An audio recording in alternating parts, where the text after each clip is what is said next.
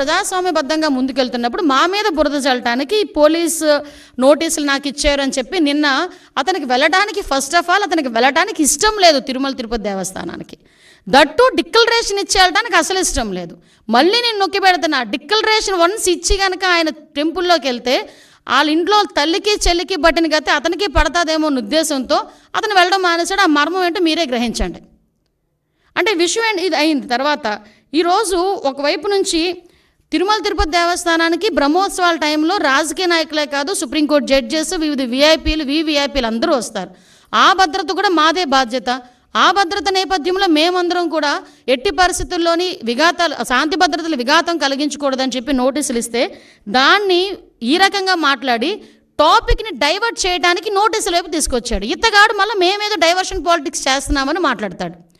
అరే ఇప్పటికీ కూడా మేము స్టాండ్ అయి ఉన్నాం. కల్తీ నెయ్యి ఉంది, కల్తీ నెయ్యి అయితే లడ్డూ ప్రసాదంలోని కల్తీ నెయ్యి. నేను యూట్యూబ్ నుండి నెలకి 20 లక్షలు సంపాదిస్తున్నా. మీరు నా నుండి నేర్చుకోవాలనుకుంటున్నారా? అయితే ఇప్పుడే ఫ్రీడమ్ యాప్ని డౌన్లోడ్ చేసుకోండి. చేర్చారు, కల్తీ నెయ్యితో ప్రసాదం తయారు చేయబడింది.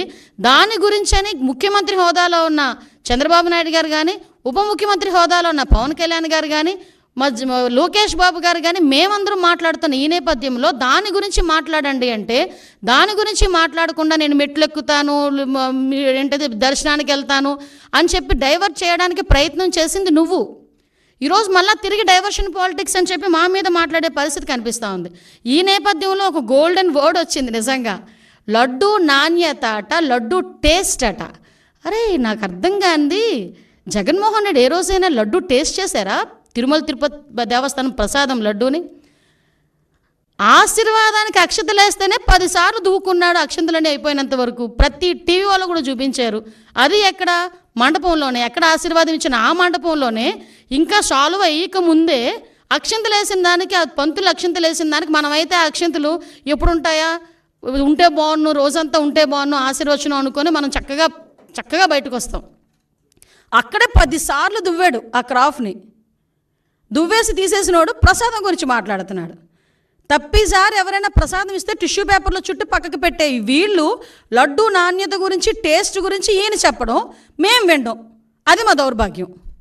ఇటువంటి పరిస్థితుల్లోని మాట్లాడి ఈయన లడ్డు టేస్ట్ గురించి, అరే ఈ లడ్డు టేస్ట్ ఎక్కడ మనకి ప్రాబ్లం వచ్చింది అని చెప్పి ఆ రోజే జూన్ నెలలోని 12, 20, 25 తారీఖులు, జూన్ 4న వచ్చిన లారీల్లో 4 సంబంధించి నెయ్యి ట్యాంకర్లని ముందు యూజ్ చేశారు.